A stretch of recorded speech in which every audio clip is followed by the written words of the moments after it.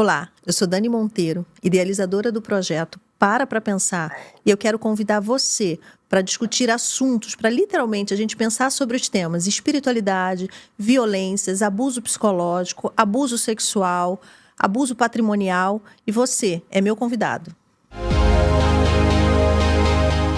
Tá, porque eu achei que você estava falando baixo. Não, eu tô fazendo fofoca contigo, por isso que tá falando baixo. Boa. Você estava me falando que o que você percebe da importância da saúde mental, né? Você tem muita experiência, Débora. Fala para mim um pouco da tua experiência. Quantos anos você tem de DEAN? De DEAN eu tenho 11 anos. Na verdade, eu completei agora, dia 24 de agosto, 28 anos de serviço público, onde eu fiquei 13 anos como oficial de justiça do Tribunal de Justiça, sendo que esses 13 anos foram em vara de família. Depois eu tenho 15 como delegada, sendo que desses 15 anos, 11 à frente das delegacias de atendimento à mulher. Eu comecei em fevereiro de 2011, na verdade 14, né? 2011, 12 anos. Comecei como assistente da doutora Gabriela, que hoje é nossa diretora, e assistente da DEAN Oeste, que na época ela era a maior delegacia da América Latina.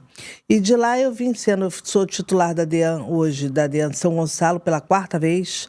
Fui 2 vezes titular da DEAN Centro, fui titular da DEAN Caxias, Nova Iguaçu, e eu venho rodando aí. Tenho alguma experiência no assunto. Isso é muito bom. E aí, assim, antes da gente começar, a gente estava falando da importância da saúde mental para que essas mulheres possam, de fato, romper, de fato, irem denunciar, de fato, terem um suporte para conseguir sair dessa condição de adoecimento. Então, muitas vezes, você tem uma experiência muito grande quando a gente fala, né, em escassez de recursos, ou seja, a Baixada acaba, muitas vezes, a mulher tendo não só dificuldade na saúde mental, né, mas uma condição financeira também, que às vezes é muito reduzida, ou seja, ela vai lá, chega na sua delegacia, denuncia e ela vai para onde? O que acontece é a autonomia financeira, né? A mulher não tem autonomia financeira. Só que a gente trabalha tudo em rede, tá, Dani? O que é uma rede? A gente tem a rede de proteção. Então, essa mulher vai na delegacia denunciar, ela vai ter abrigo, ela vai ter os centros de referência. Então, tanto na Baixada como no centro, o melhor centro de referência que nós temos é São Gonçalo, por incrível que pareça. São Gonçalo é de vanguarda. Tá? A primeira rede de proteção foi São Gonçalo. O movimento de mulheres é o mais antigo do Rio de Janeiro. Mas essa mulher, ela não pode, por ela não ter condições, ela não pode deixar de ir, não, tá? De ir à delegacia, não, que a gente trabalha sempre, repito, em rede, e não só na parte mental, como na parte financeira também a gente ajuda. Então, não deixe de ir à delegacia. Se ela tiver que voltar para casa, ela tem os abrigos provisórios, então ela tem essa preocupação, eu vou voltar para casa, vou conviver com o meu agressor. Se ela tiver que fazer isso, nós chamamos abrigos provisórios e abrigos permanentes. Então, isso não vai ser de empecilho. E a parte mental, ela é essencial. Eu conheço mulheres lindas, malhadas. As pessoas hoje se preocupam muito com a parte física, né? O externo, né? O externo. Todo mundo vai para academia, não porque eu estou fazendo isso, porque pela minha saúde. E esquecem da mente. Então, o que acontece? Mulheres lindas, maravilhosas, malhadas, que estão destruídas. Muitas vezes não saem nem de casa de tanta depressão, não conseguem sair de um relacionamento. Então, mulheres, eu sempre aconselho, primeira coisa, autonomia financeira e saúde mental em dia. O resto a gente resolve. Sim, né? O resto a gente vai dando conta. Uma coisa que eu observo muito, né, é que o desejo de sair daquela relação é algo fundamental para ela conseguir fazer esse movimento de virada. Então, muitas mulheres vêm de relacionamentos, né, primários já, muito violentos. Então, o que eu vejo dentro da clínica é que muitas mulheres tiveram muitas dificuldades com pai, com mãe, né? Dificuldade em receber afeto. E aí, aquelas dores, elas vão revisitando quando elas buscam uma relação que elas não têm um mínimo de respeito, um mínimo de... muitas vezes nem de prazer, né? Elas estão ali buscando alguém que seja um protetor, que vai tirá-la daquela condição de vulnerabilidade inicial, muitas vezes advinda da casa, né, vamos dizer assim, do seu lar, né? E muitas vezes elas vão buscar que esse cara, esse indivíduo, vá salvá-la disso. E o que a gente precisa ajudar essas mulheres é que elas possam compreender que ninguém salva ninguém, a não ser ela mesma. Tem um trabalho que ela precisa fazer com ela. Qual é o trabalho que ela precisa fazer com ela? O que está me impedindo de construir uma vida? E muitas vezes, muitas mulheres acreditam que o casamento é a solução para a vida delas. Geralmente a última coisa que ela quer é que ele seja preso, né? Então, quando chega na delegacia, a gente adora aprender, mas a gente percebe que a última coisa que ela quer sair daquele relacionamento. Só que muitas vezes a gente precisa aprender também esse cara. Sim. E ela fica presa, o que eu vejo também, Dani, preso a momentos, né? Porque a pessoa não é 24 horas ruim. Então, Sim. tem momentos de felicidade. E a mulher, ela se apega. Então, ela conheceu essa pessoa, se apaixonou, viveu bem alguns momentos de felicidade. Então, toda hora ela acha que vai voltar para aqueles momentos de felicidade. Então, ela já chega na delegacia, olha, ele não é ruim, ele é um bom pai, mas ele joga prato na cabeça dela, ele agride, ele faz horrores, mas ela acha que ele é um bom pai. Ela se apega àqueles detalhes. Então, isso também é muito difícil. A gente tem uma cultura assim, de achar que é melhor com ele, né? Não, se é ruim com ele, pior sem eles. Eu não sou feliz, mas eu tenho marido, né? Tinha uma peça, inclusive, que falava disso, né? Porque a gente idealiza o casamento. A gente imagina que o casamento, ele vai dar... Principalmente as mulheres, nós somos educadas, né? De que o casamento vai resolver todos os meus problemas. Não, não vai, meu amor. Enquanto você não souber quem você é, enquanto você não entender que você tem dores e que você é responsável por cuidar das suas dores, curar e cicatrizar essas feridas. Porque nós vivemos numa sociedade que é muito violenta. As famílias são violentas. Então, no processo que eu faço como perícia, muitas vezes eu prefiro trabalhar na perícia no criminal do que no direito de família. É doloroso ver aqueles litígios, aquela litigância. É algo muito doloroso de vivenciar, que você percebe ali que as demandas são demandas infantis. Então, a gente tem uma condição de saúde mental que exige um cuidado constante. A gente imagina que a gente vai ter saúde mental sem cuidar da nossa saúde mental. E aí a gente acredita que o casamento é o que vai me dar a saúde mental, vai atender todas as minhas expectativas, porque socialmente nós fomos criadas e educadas para isso. O que não vai acontecer. Então, muitas mulheres acabam se envolvendo nessas relações adoecidas porque elas vão buscar esse tipo de salvação. Então, vamos lá. Quem eu sou, né? Então, eu acho muito bacana essa campanha que fala mulher pode estar onde ela quiser, mas a maioria das mulheres não sabe nem onde elas querem estar. E elas precisam, primeiro, que a gente estava conversando um pouco fora, né? O que eu quero? Hoje eu tenho uma vida, uma realidade, mas eu não quero estar dentro dessa realidade nos próximos 5 anos. E muitas mulheres acham que o outro vai salvá-la, o outro vai dar alguma coisa. E muitas vezes, porque elas tiveram ensinamentos dentro de casa, que é quando a gente fala, né, do trabalho pericial dentro do direito de família, você vê que ali é um ambiente extremamente violento, que aquela criança vai ter danos que serão irreparáveis. E que quanto antes ela começar a cuidar da saúde mental dela, ela entender as crenças que limitam a ela de conseguir os sonhos dela. Quais são os seus sonhos, né? Eu costumo fazer uma pergunta assim, o que você quer ser quando crescer? E essa eu acredito que seja uma pergunta que a gente precisa fazer ao longo da nossa vida. Será que eu cheguei no lugar que eu de fato gostaria de estar? Tá, mas isso aqui não tá bom. E é aqui que eu quero ficar? Ou eu preciso transformar a minha realidade? Então, eu vejo que muitas mulheres, elas se acomodam dentro da violência. Por quê? Porque elas só conheceram violência. Elas muitas vezes nem sabem que sofrem violência. Sim, não entende que aquilo é uma violência. O que é saudável, né? O que é emocionalmente saudável? Qual é o ambiente que faz com que eu me desenvolva? O que é respeito? Então, muitas vezes a gente vê uma comunicação violenta, porque nem, assim, por exemplo, eu trabalhando aqui na Barra, muitas vezes eu não vejo a violência física. Em compensação, a violência psicológica, ela funciona como uma amarra invisível. E aí, muitas vezes você pergunta, tá, mas o que te impede hoje de sair desse lugar que você está? Ela não consegue nem responder. Porque não é a condição financeira, muitas vezes ela tem um poder aquisitivo bom, ela tem um emprego, ela tem autonomia financeira, mas ela não tem autonomia emocional. Isso. Então, a gente entender que razão e emoção, né, que a gente precisa entender O que me impede? Quais foram os ambientes que me limitaram a construir aquilo que eu quero de fato, né? E uma relação, ela não pode te limitar. Se alguém diz, você não pode trabalhar, essa já é o suficiente para você dizer, bem, eu não quero estar aqui. Quem é você para dizer o que eu posso ou não fazer?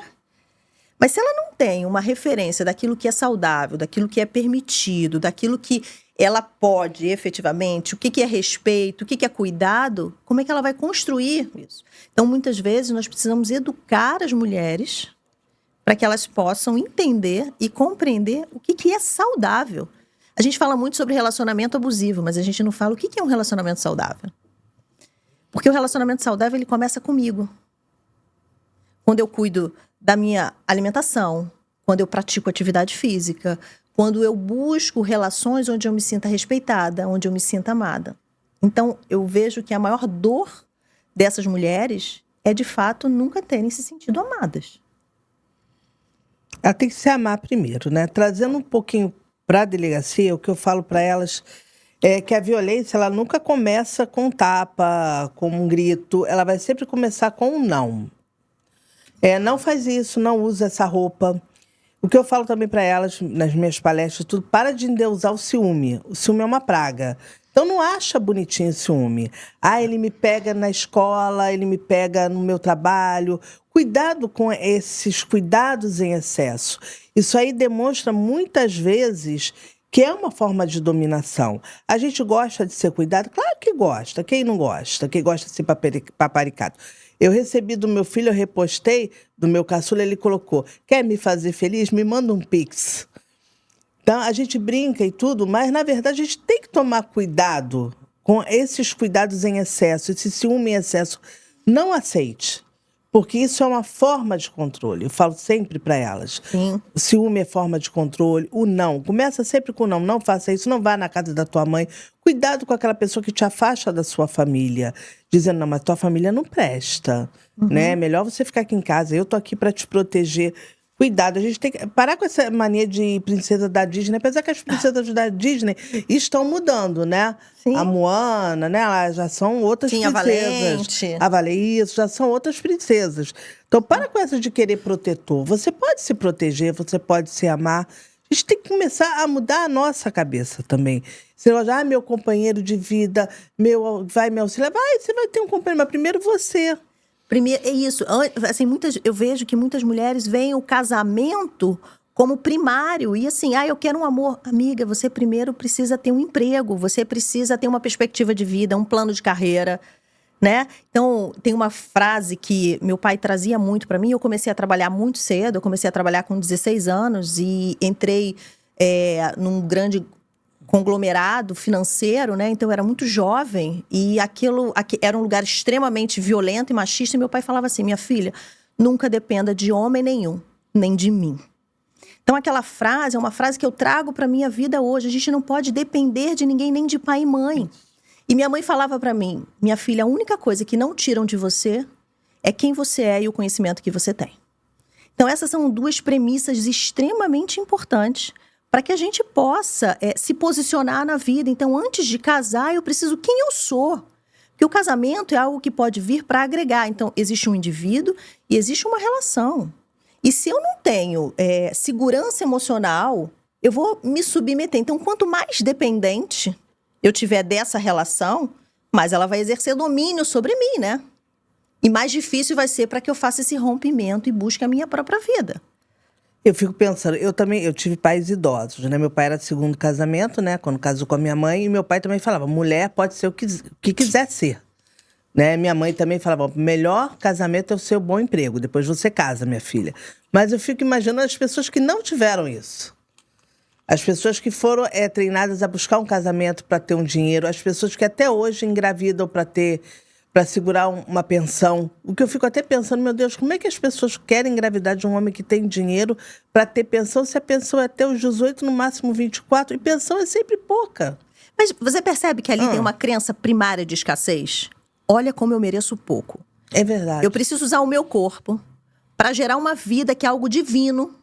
Eu sou uma pessoa extremamente católica, então, para mim, né, é muito... Eu vejo Deus em todas as coisas, né? Então, o casamento, para mim, é algo que precisa ter muita verdade, muita parceria e muita lealdade, né? E a gestação e a gravidez, você ser mãe, assim, eu mudei, eu sou um outro ser humano, eu sou um ser humano muito melhor depois que eu tive filhos. Então, eu consegui acessar toda a parte emocional, a minha espiritualidade melhorou de forma absurda. Então, você imaginar que uma mulher busca engravidar para ser alguém ou ter um posicionamento, ela está trabalhando muito na escassez da vida, porque ela pode ter uma vida muito melhor e muito maior. Então, educar mulheres e educar os homens também. Hoje, por exemplo, a gente já vai até falando um pouquinho antes, né? O quanto a gente vê que os homens, eles estão muito mais adoecidos do que eu acho que eu já pude imaginar ou visualizar ao longo da minha vida. Porque um homem que entra na contrapartida disso, né? Ai, ela me deu o golpe da barriga.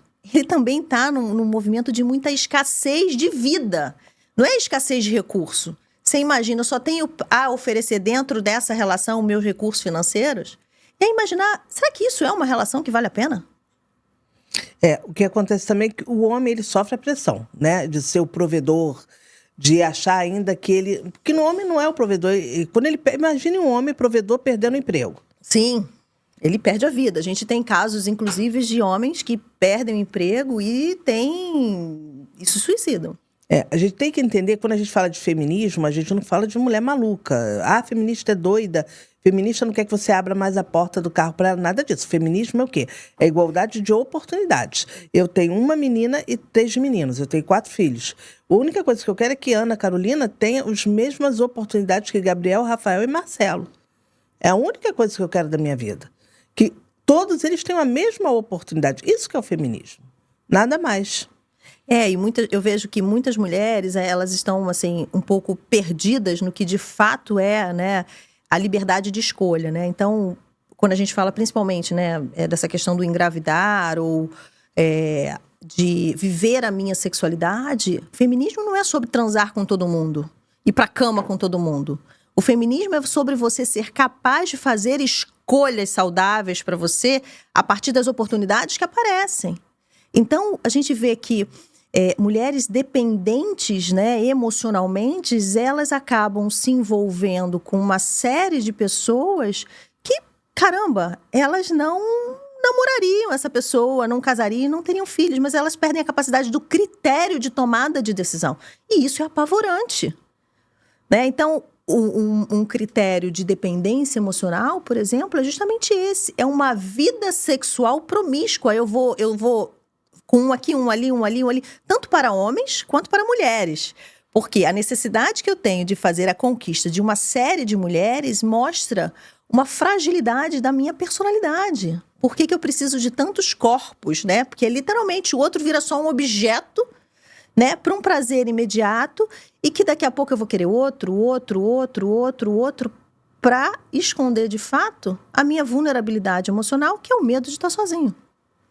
Então hoje, pós-pandemia, principalmente, eu percebo o quanto as pessoas estão perdidas emocionalmente. O quanto ai, Dani, eu gostaria muito de ter uma relação, mas assim, se comportando dessa forma, usando drogas, bebendo loucamente, transando compulsivamente, utilizando pornografia, o que você está buscando para a sua vida? Então, muitas vezes, voltando para a saúde mental, eu preciso cuidar de mim para que eu possa ter uma vida próspera e abundante, né? O que eu quero ter na minha vida? Então, ter a consciência, né, de quem você é e de quais os comportamentos que você está fazendo, motivado pelas suas vulnerabilidades emocionais, vai fazer toda a diferença. O que eu quero dentro de uma relação?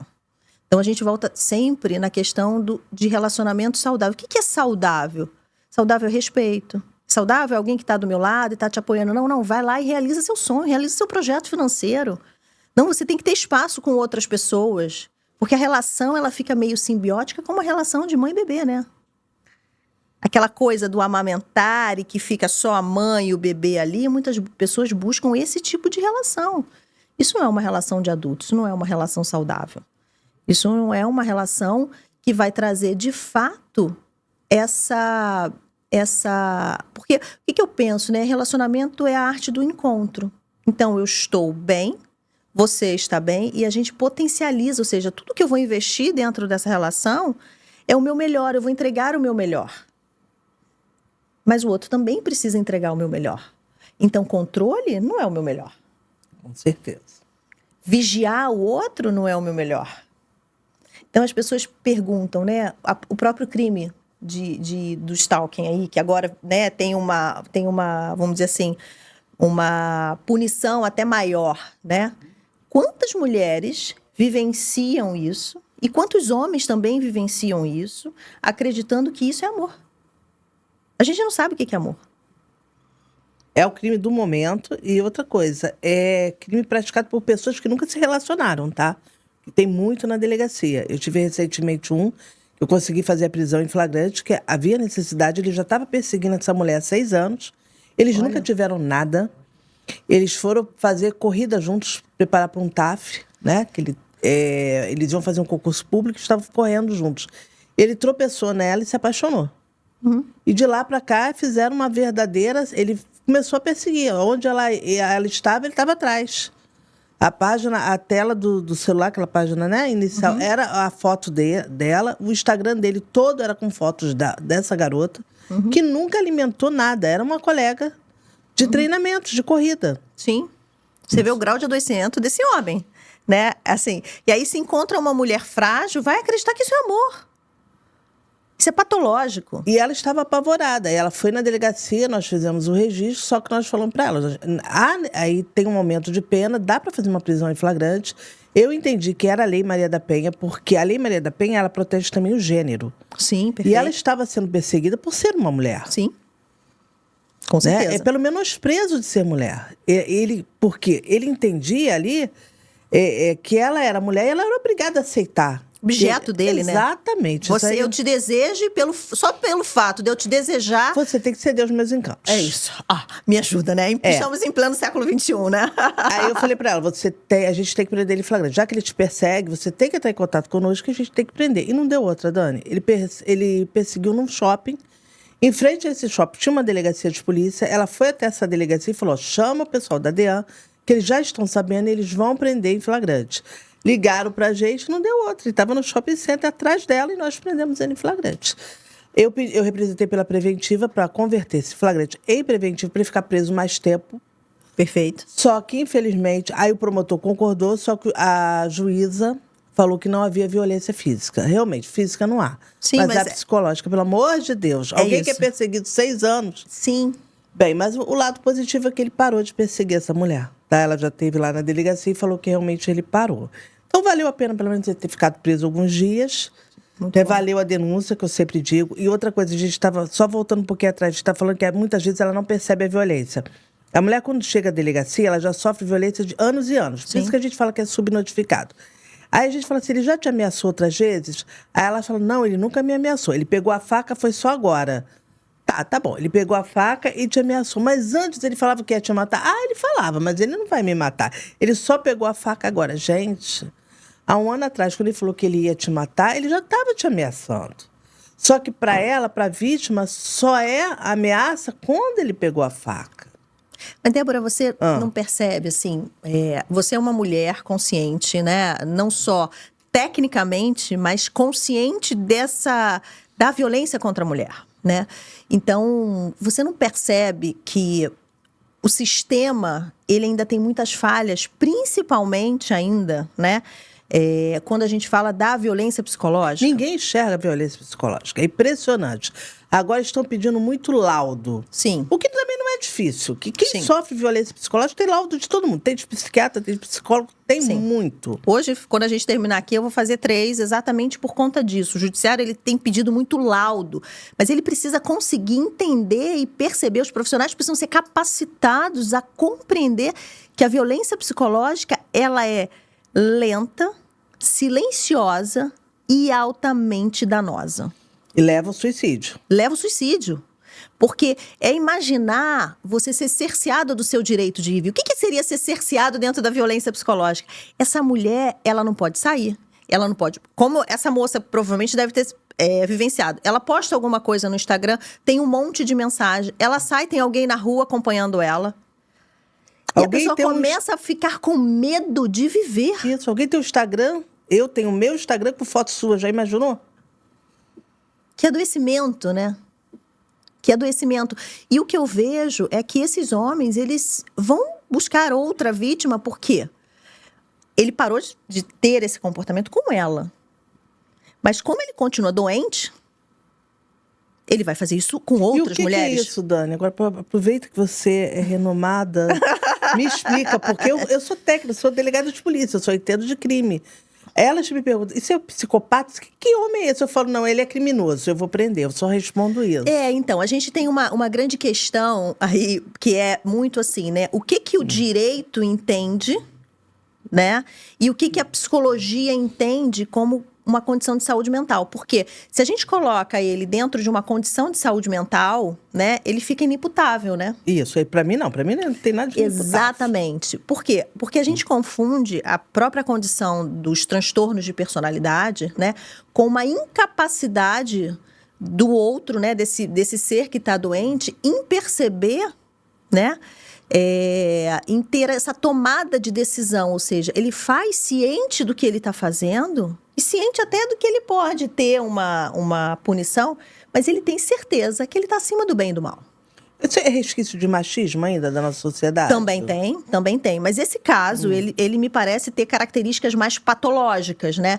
Só que ele entende que ele é assim, ele sabe qual é a regra, ele entende, muitos deles, né?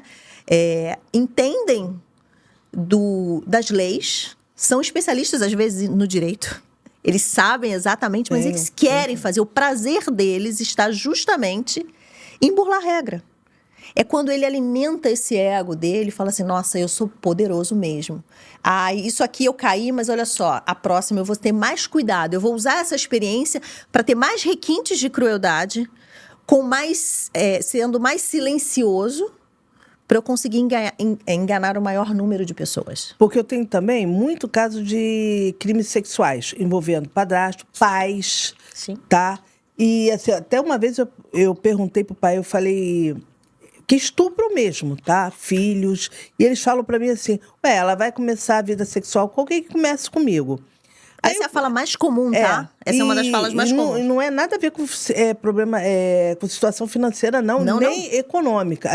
E nem, assim, eu já entrevistei contador, pessoas com instrução, tá? Não tem nada a ver com a pessoa não ter instrução. Sim, não tem a ver com isso. Aí eu não aguentei, eu perguntei assim para um pai. Eu falei, vem cá, ela é tua filha, né? Você buscou ela na maternidade? Ele olhou para minha cara e os policiais também olharam para mim. Eu falei, não, sabe por quê, gente? Eu quero saber se ele tem vínculo. Porque, assim, se ele buscou o filho na maternidade, se ele criou vínculo com essa criança.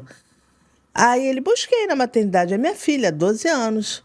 Falei, meu Deus. E ele sentiu no direito de estuprar a garota. Sim, a propriedade, a posse. Exatamente. Eu falei assim, gente, o quê? Resquício de machismo é de achar que a criança, ela é filha, ele tem toda aquela intimidade de filha, né? Ele criou desde pequena, mas ele acha no direito de manter relações sexuais com ela. Gente, isso... Então, eu fiz uma especialização na Faculdade de Medicina lá em São Paulo, lá no ABC. E lá tem um centro, tem um núcleo, né, de estudos em termos de saúde mental desses predadores, que é como a gente chama, né? Então, é um dos lugares mais violentos e apavorantes que eu já trabalhei e que eu tive a oportunidade de experienciar. E lá, muitas vezes, essas falas, né, nós mulheres, a gente não pode nem entrar.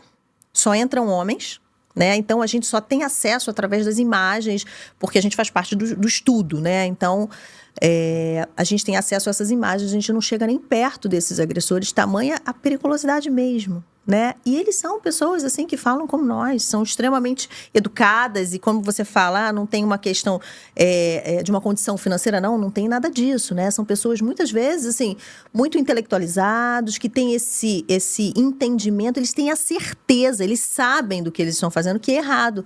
O que eles entendem é que eles podem tudo. Que o fato de eu ter um filho, significa que eu posso tudo com esse filho. Ou seja, é minha propriedade, é a extensão de quem eu sou, então eu posso tudo. Então, o maior índice de violência sexual é dentro de casa, praticado por pais, padrasto. E uma coisa que eu gosto muito de lembrar, por irmãos.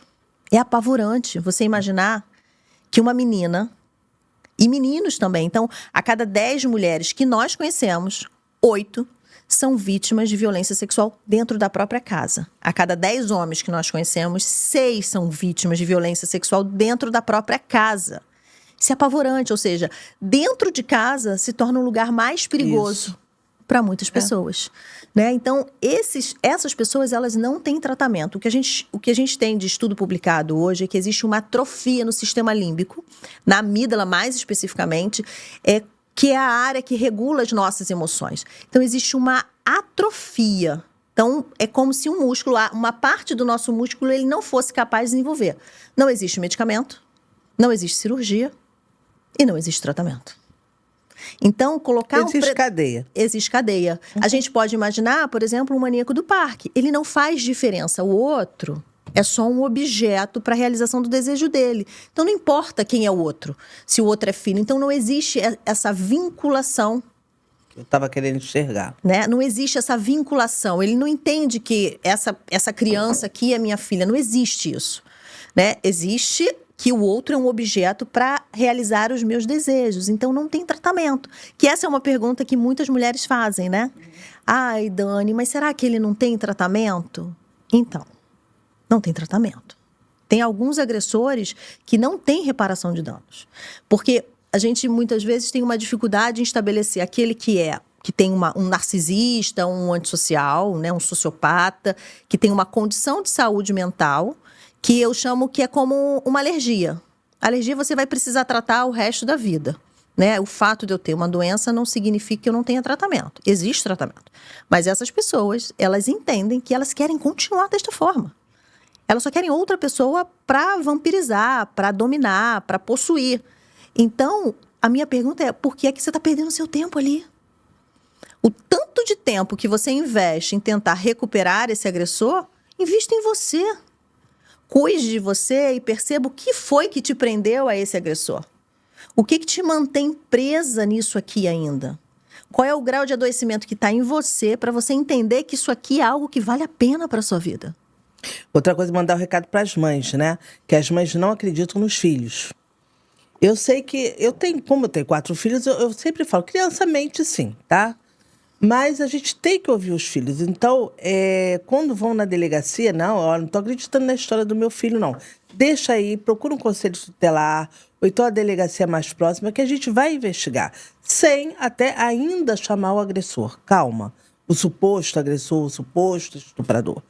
Mas agora, mães, não tampem a história, não diga que seu filho é mentiroso ou sua filha. Eu agora, recentemente, atendi uma criança. Falo criança, tem 11 anos, que ela foi trazida pela escola. Ela estava chorando muito, aí ela falou com a diretora, falou com a professora que ela era estuprada pelo padrasto. Estuprada no sentido de ele passava a mão nela, que isso é um estupro, não precisa de ter penetração, é bom a gente falar. Sim. E que a mãe, assim que soube, botou ela de castigo e não acreditou. Ela foi até a delegacia, fizemos um registro de ocorrência, chamamos a mãe. Aí a mãe chorou, falou, eu não acreditei, mas estou vendo que é sério. E ele estava com um mandado de prisão, de pensão alimentícia pendente. Nós prendemos ele. Enquanto isso, eu representei por uma temporária. Consegui, já está com a preventiva dele decretada. E quando nós entrevistamos essa mãe, ela teve realmente uma resistência muito grande a acreditar nessa menina. Uhum. Ela já tem uma filha de... Não, mas eu nunca vi nada, eu não sei de nada. E por que não acreditou nela, né?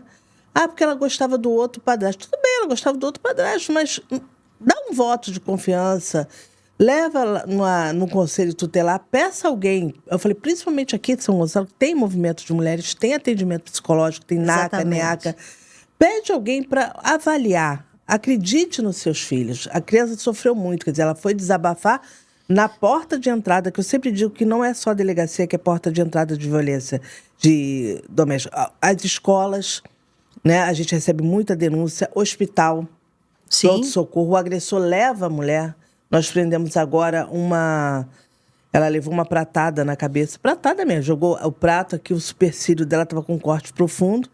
E o pronto-socorro nos chamou porque não era a primeira vez. Essa mulher vive lá. Tem 2 anos que ela tem esse relacionamento, ela vive no pronto-socorro. Aí ele leva, né? Vai Sim. o casal pro pronto-socorro. Sim. E o pronto-socorro não aguenta mais ver a cena. E nós chegamos lá, ele já tinha ido embora, que ele só leva e vai embora. E ela falou, olha, eu realmente foi ele, mas eu não quero que prenda, não. Só quero que ele vá embora de casa. Só que a polícia não tem poder de tirar ninguém de casa, mas tem poder de prender. É isso. E nós prendemos ele. E ele tem uma ficha criminal horrorosa, porque ele já fez Maria da Penha ameaça, lesão com outra Sim. companheira, ainda furto, roubo, comete crimes contra o patrimônio e estava inclusive pintando o cabelo, né, quando nós prendemos ele. E foi convertido. Aí, se nós conseguimos converter o flagrante em prisão preventiva, ele continua preso. Então, ela está livre. Sim, Dele. a preocupação é só quando ele for solto, né? Porque assim como pessoas, né, assim, o maníaco do parque, eles têm um prazer em repetir esses crimes. Então, e eles não têm tratamento. Tá, mas a gente tem que prender. Tem que prender. É a única coisa Nem que para esses depois agressores. a gente dá foge com ela, dá um assim... E é isso. E muitas vezes, muitas mulheres dela, têm que sair de perto. sair para de conseguir circulação, ter a mas própria tem vida. que tirar ele também, tem que prender, porque senão você não vai ter sossego. Exatamente, né? E uma coisa importante que você falou, né, que é a questão do abuso sexual sem toque físico, né? Então, uma das pacientes mais graves que eu já atendi na minha vida foi era uma menina na época, tinha 10 anos, e ela sofria, o pai ficava, né, se masturbando na porta do quarto dela, sem nenhum toque. O grau de adoecimento dessa menina é algo assustador. Então, quando a gente fala da violência psicológica, que ela é silenciosa e ela acontece na madrugada, né? Essa menina tinha crises de pânico, começava a escurecer, ela começava a ter crise de pânico. Por quê? Porque era exatamente à noite o momento em que ela era violentada pelo pai. Mas aí tem até o crime de importunação sexual. Sim, Mas sim. que coisa horrorosa, hein? Mas ela tinha 10 anos e ela era abusada desde muito cedo. Então, a gente tem agressores que têm preferência por faixa etária, de 0 a 2 anos, de 2 a 4 anos. Tem uns que preferem meninas naquela fase do desenvolvimento, onde 9 começa a 11, né? de broto é o que eu mais mamário. recebo. Entendeu? Na delegacia, Então, e aí 9 a 11. e aí você vê, muitas vezes, muitas mulheres querendo sustentar um corpo daquele, de uma adolescente ou de uma pré-adolescente. Hoje eu vejo um movimento muito grande, né, de um adoecimento, transtornos alimentares de fato, para se manter naquele lugar, para poder manter um casamento. Então, a gente vê o quanto a violência psicológica, ela é destrutiva. E o quanto ainda as pessoas, elas naturalizam as violências. Elas naturalizam um xingamento, elas naturalizam uma ameaça. Não, mas não vai fazer. E os próprios operadores do direito, eu mesma fui vítima disso. Eu fui vítima de violência psicológica. Dani, mas você é psicóloga. Na época eu não era. E eu só vim descobrir que eu estava sendo vítima quando eu comecei a estudar sobre o tema. Quando eu fiz uma transição de carreira. E eu gosto muito de falar sobre isso, porque eu preciso que as mulheres entendam que num dado momento, quando aquilo te fere, quando aquilo chega num limite seu, você precisa romper. Não importa qual é a condição. Se você se mantiver ali, você vai adoecer cada vez mais. É como se você estivesse numa panela de água quente. Aquilo vai fervendo, aquilo vai fervendo, vai fervendo, vai fervendo. Vai chegar num momento em que você vai morrer e você não vai conseguir romper. Né? Então, o adoecimento psicológico, ele é muito grave, eu não diria mais grave, mas ele é tão grave quanto a violência física. Então, uma juíza do Fórum da Barra da Tijuca chegou para mim e disse, mas você vai querer levar? Mas isso é só violência psicológica. Na época não era crime, mas era uma juíza titular. Aí você faz o quê? Para mim, que tem um conhecimento, você imagina uma mulher frágil e sensibilizada que não tem conhecimento. E assim, eu tinha a prova, eu tinha um vídeo, eu tinha a fala do agressor, eu estava muito bem preparada e muito bem embasada. Ela, não faz isso não, moça. Para que você vai levar isso adiante? Então é muito difícil. Então, se você não tem uma rede que é preparada para compreender o tamanho da violência psicológica, porque uma crise de pânico ela pode estar muito bem representada pela violência psicológica que acomete aquele indivíduo, ou seja, anos de tortura vai fazer que, num dado momento, o seu sistema ele não aguente mais, ele não suporte mais e ele vai entrar em colapso. A gente tem que falar mais isso, porque todo mundo acha que é coisa de gente mimizenta. E Exatamente. ninguém entende e ninguém quer entender.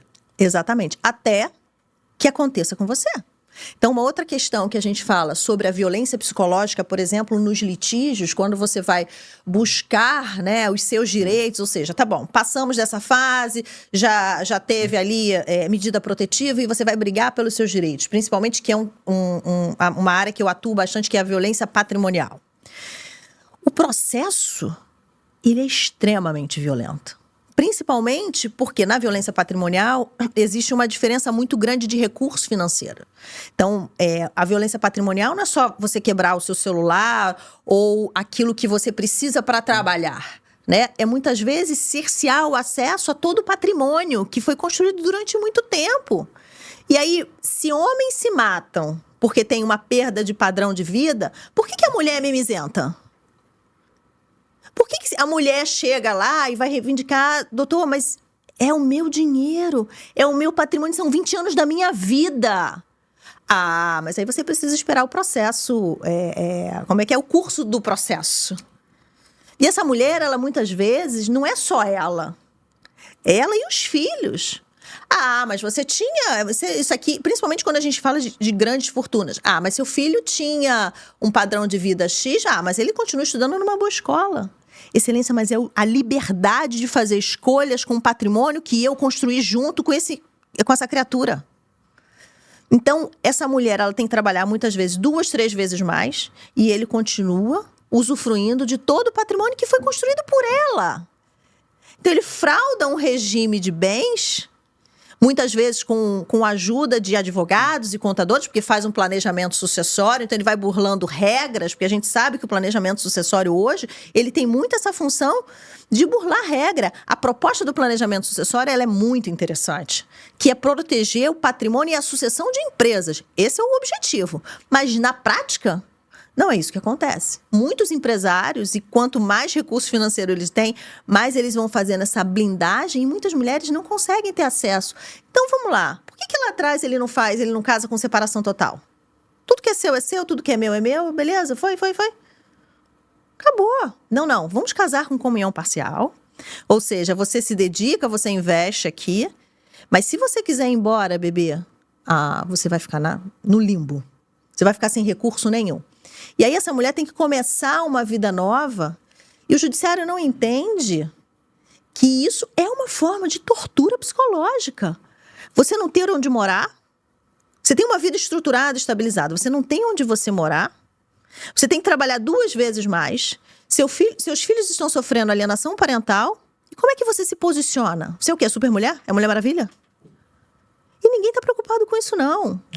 Então, muitas vezes você precisa, né? Você tem dentro do curso do processo medidas que são cautelares para poder que esse homem, muitas vezes, até nem se desfaça desse patrimônio.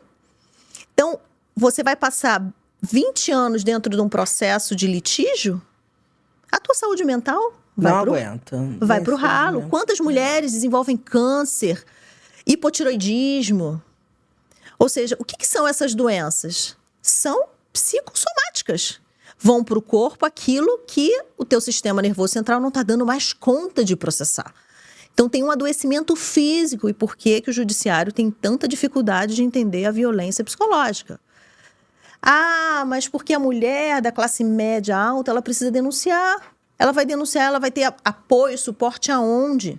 Muitas vezes, o que elas não conseguem fazer esse movimento é porque elas não têm suporte. Não, e quando chega na delegacia, ainda falando, porque ela está com raiva que eu separei dela. Tinha vida boa, agora não tem mais. Agora eu não vou dar vida boa. Não é vida boa, não. Se vocês foram casados e existe lá um contrato que vocês fizeram e agora você não quer cumprir o contrato, por que esse cara não vai preso? Aí você tem lá, em letras miúdas, a escusa absolutória. E aí vai devagar e vai questionar e você vai brigar. E quantos anos, porque um processo ele custa muito dinheiro. Quantos anos essa mulher vai precisar brigar para poder que os seus direitos sejam, né, reconhecidos? Vai acabar com a saúde dela, tanto mental, quanto física, quanto tudo. Aí, quando ela vai na delegacia querer dizer que sofre violência psicológica, vai, cadê o laudo? Vai pedir o laudo, vai... E eu vou te falar, a maioria é arquivada, tá? Sim. A maioria dos meus crimes de violência psicológica são arquivados. Eu não deixo de registrar nada, eu não peço laudo a ninguém, eu só instruo, porque eu sei que vão pedir lá na frente. Sim, sim. Mas ainda é uma coisa que a gente tem que falar muito. E tem que falar mesmo, falar para ver se... Porque até a Lei Maria da Penha, no começo, ela era inconstitucional, né? As pessoas, quando ela foi criada, diziam que era inconstitucional. Então, a princípio, a gente vai ter que falar muito ainda da violência psicológica para poder normatizar, para poder sensibilizar. Porque ainda está muito difícil para alguém ser condenado na violência psicológica. Exatamente. E isso é o que eu vejo, ou seja... Então, vamos lá. Eu vou trazer um caso real, né? Eu tenho uma paciente que ela tem um litígio por uma condição de patrimônio. Ela teve um adoecimento de um quadro grave de ansiedade e depressão em decorrência desse processo. O agressor, que é um empresário muito bem-sucedido, muito famoso, ela tem uma medida protetiva de afastamento, né? E ele não respeita isso. Então, ou seja, o judiciário não consegue compreender que essa mulher vive em estado de alerta. Ele não foi preso ainda? Não foi preso. Porque a prisão preventiva, preso. Toda vez que você descumpre uma medida protetiva, Sim. Representa pela preventiva. Sim, Eu doutora. consigo bastante, até porque os juízes ficam bem chateados quando você não cumpre, Esse entendeu? é um caso que realmente me faz pensar muito, né, sobre o quanto as mulheres, de fato, estão protegidas. Ele não descumpriu uma vez só. Ele descumpriu várias vezes. Várias. Então, assim, ela tem advogados que estão tentando fazer esse movimento, ou seja, de que essa pessoa seja presa. Porque é o único momento, a prisão é a única coisa que esses agressores, eles têm medo. Se não for, se eles não tiverem, né, quando eles têm a certeza da impunidade... Aí acaba, aí não tem mais nada. Acabou o mundo. É literalmente isso. O quanto as mulheres estão desprotegidas de fato. E as pessoas com dinheiro, elas acham que compram tudo, né? A verdade é essa. Muito e a bem gente colocado, tem que doutora. mostrar que tem justiça, que tem tudo. Realmente, quem tem dinheiro acha que manda em tudo. Eu sei porque eu sou hoje delegada de São Gonçalo. Eu já fui delegada da DEAN Centro. Então, já atendi... Por que a DEAN Centro é diferente de São Gonçalo? São Gonçalo é o segundo maior município do Rio de Janeiro, é mais de 1 milhão a população, só que é uma população com uma renda per capita muito baixa. O centro do Rio de Janeiro, eu atuei... qual é a minha área de atuação lá? Era toda a Zona Sul, Centro, Zona Norte, uma área imensa, mas pegava toda a Zona Sul. Os advogados mais famosos do Rio de Janeiro, eu já atendi ali. Então, é diferente. Quem tem dinheiro acha que compra o mundo. Exatamente. Então, acaba tendo, vamos dizer assim, um agravamento maior, uma dificuldade maior e uma tortura psicológica muito maior. É só a gente imaginar, né? Tem um desenho do Tio Patinhas que ele está tentando dormir e tem uma goteira. Você quer entender o que é a violência psicológica? Então, vamos lá. Aí tem uma goteira e aquilo fica batendo no prato de noite. Chega no momento, ele surta. Com certeza. E aí, isso é a violência psicológica. É um conjunto, é uma sucessão de experiências adversas onde essa mulher vive no medo. O que acontece no medo no nosso sistema nervoso central? A gente fica hiper ativado. Então, qualquer estímulo que chegue ali, às vezes, uma notificação via WhatsApp, uma mensagem desse agressor, né, de forma violenta, faz com que ela entre numa crise de pânico. Por quê? Porque ela já suportou tanta violência que chega no momento que ela não está mais aguentando. Esse sistema nervoso, ele está colapsando. E isso é o que o judiciário precisa compreender da importância da velocidade das decisões. Te falei do Pix, teve um lá na Dean Centro, ele não podia entrar em contato com a mulher, de forma alguma. Aí ele, para perturbar, passava Pix de 1 centavo. Olha isso, isso é tortura. Vários Pix. Isso é violência psicológica. Isso é violência psicológica. É violência psicológica. E muitas vezes, né, quando a gente está dentro desse contexto, já, vamos lá, no âmbito de direito de família, você vê esse cara, ele não aceita nenhuma decisão. Então, ele fica brigando para postergar o processo, para que esse processo se arraste e ele continue violentando essa mulher. E quanto mais dinheiro ele tem, mais ele consegue isso. Sim, claro, porque ele vai recorrendo, vai agravando, recorre, agrava, nananana. E o processo que é para ser resolvido em 30 dias... Vai 3 anos. 10 anos, 15 anos. Essa paciente em especial, eu já estou fazendo acompanhamento dela, são 4 anos. Você fala de viver assustada, eu falo para as pessoas, você já foi... eu falo assaltada, né, que é o termo daqui as pessoas, já foi. Quando você é assaltada hoje, no dia seguinte você não anda assim, toda assustada? Isso. No outro dia... É assim que vive a mulher que é perseguida. É isso. Todo dia ela está assustada. É isso. Você não Só sabe. que não passa. Não passa. Você não sabe se aquela pessoa que está se aproximando é alguém do bem ou do mal, porque não vem escrito. Ou se é amando dele. Se é amando dele, é isso, exatamente isso. Quem é essa pessoa que está se aproximando de mim? Qual a intenção que ela tem? Ou seja, a pessoa vive num estado de alerta constante. O sistema nervoso, uma hora, ele vai entrar em colapso porque ele não aguenta. O medo faz parte da condição humana. Então, sentir medo. Então, você entra num processo de ativação, mas daqui a pouco aquilo passa, né? O que acontece com essas mulheres é que elas vivem num estado de alerta durante 4, 5, 10, 15, 20 anos. Ah, mas isso não melhora? Não melhora, porque quanto mais violento é o agressor e quanto mais recurso financeiro tem esse agressor, mais torturador ele vai ser. Porque ele tem certeza que é um pouco assim, né? Quem é você para ter tido a ousadia de querer separar de mim? É, porque afinal você é a coisa, eu sou o seu proprietário. A coisa não pode abandonar o possuidor, o proprietário, é isso, né? porque a coisa... Como é que a coisa tem vontade? A coisa, Não você é uma pode ter coisa, vontade. você não tem vontade própria. Então, não está na hora da gente começar a falar com esses homens também? Eu tive agora na 17ª jornada, lá em Fortaleza, Ceará, representando a Polícia Civil. 17ª jornada da Lei Maria da Penha. Lei Maria da Penha fez 17 anos. E o assunto principal foi exatamente isso, foram os grupos reflexivos. Mas não só para aqueles homens que já cometem os crimes, que isso já existe. Sim. Né? Mas trazer grupos reflexivos para esses homens que nunca cometeram os crimes também. Na hora da gente conversar com esses homens desde pequeno, eu tive, as DEANs tem, DEAN nas escolas. A gente tem conversa com o 9º ano, ensino médio, e até menores, que a gente pode começar a conversar com esses homens, para a gente tentar mudar. E quando eles crescerem, casarem, de repente tentar mudar essas atitudes. Porque a gente tem que pensar num futuro aí. Sim, sim. Né? Que, na verdade, o que a gente precisa entender, né, é sobre a questão da educação, né? Hoje a gente vê... Eu estava, antes de vir para cá, eu estava lendo uma reportagem falando sobre o grau de adoecimento dentro das empresas. Né? As pessoas estão adoecidas emocionalmente. Você imagina na polícia. Então, eu já atendi algumas delegadas, algumas promotoras, algumas procuradoras do grau de adoecimento. Ou seja, todo ambiente machista, ele não fala só sobre a mulher, ele fala muito sobre o homem.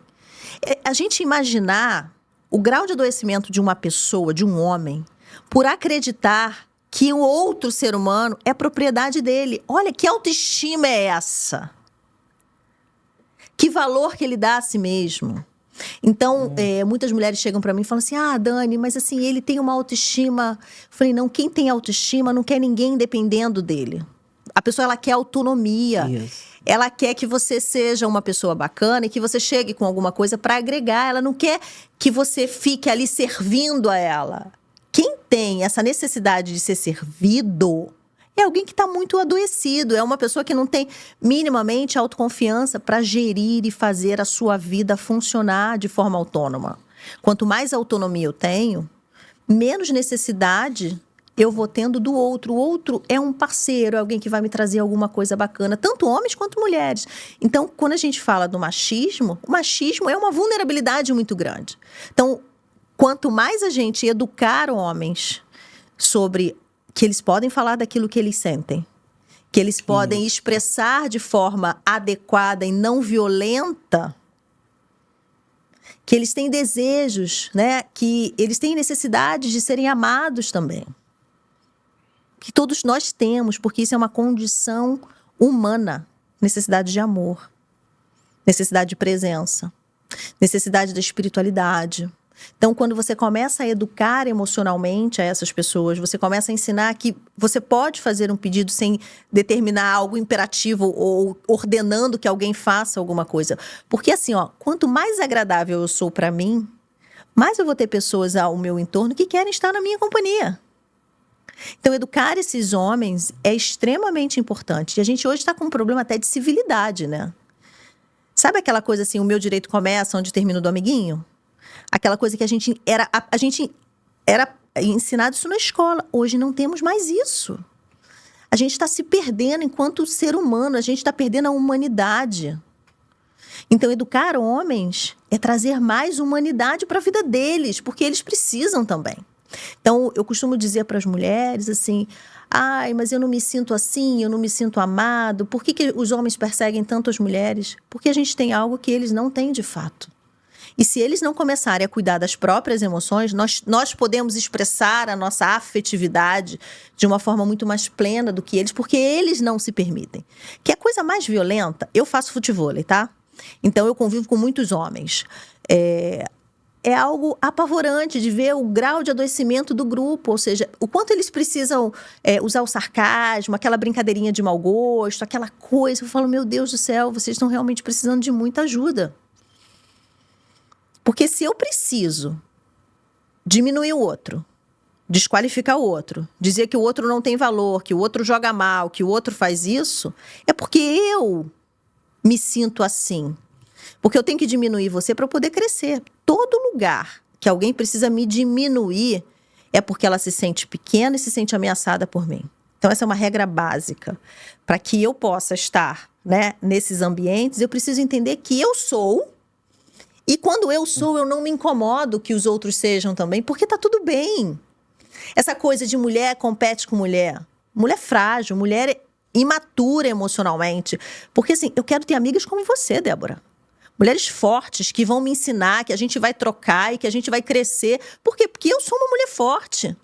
E eu quero ter comigo mulheres fortes. E é isso que eu mostro para as minhas pacientes no consultório. Vocês podem ser fortes. Basta que vocês desejem sair desse lugar. Você foi vítima. Você não é mais vítima. Então, agora, consciente, você vai fazer a sua história. Então, essa coisa de mulher que compete com mulher, nossa, que exaustão. Outra coisa, eu aprendi também, as pessoas falam, mulher se arruma para outra mulher. De jeito nenhum.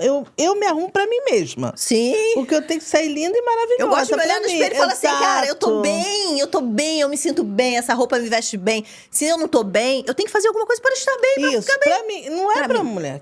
Da onde a pessoa tira isso da cabeça? Se eu sair na rua, outra mulher olhar pra mim, não sair pra ninguém olhar pra mim. Lógico, se entre uma mulher olhar e um homem, eu prefiro que os homens olhem, claro. Estamos vivas na vida, claro, né, minha amiga? Que ideia é essa de que eu me visto pra outra mulher? Não sei de onde as pessoas tiram isso. E querem fazer que uma brigue com a outra, uma destrua a outra. Compita com a outra o tempo inteiro, o tempo inteiro. Não tô competindo com ninguém. Nem com as minhas próprias colegas. Não tô competindo com ninguém. Eu sempre falo, tô sempre competindo comigo mesma. Porque a maior destruidora de mim sou eu mesma. Exatamente, Quem perfeito. me sabota sou eu. É isso mesmo. Eu que me saboto. É isso mesmo. É isso mesmo. Entendeu? Eu que sou comilona, eu que às vezes fico com preguiça de ir pra academia. Eu que sou a minha grande sabotadora. Sim, não é um minhas amiguinho colegas, não ninguém. Então, mas a gente tem que entender isso, né? E uma dá força pra outra, porque uma completa a outra. Sim. Então, você é boa em algo, eu sou boa em algo, e a gente se ajuda. Vamos nos unir. É isso. Isso. Outra coisa, mas eu não posso falar muito com a Dani, que a Dani é bonita, ela vai roubar meu namorado.